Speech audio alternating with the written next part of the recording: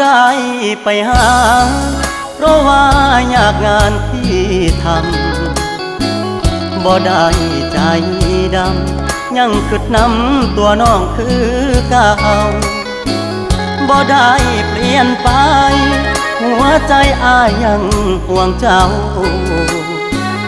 บ่ได้ปล่อยให้เงาเสาร์อาทิตย์ติดงานโอทีได้แต่โทรหาน้องคงจะไม่ว่ากันบอกเคยเปลี่ยนพันสัญญาหากมันคนดีบ่ได้กักมีกิ๊กบ่ได้เลีกสัญญาที่มีย้อนงานยุ่งอีลี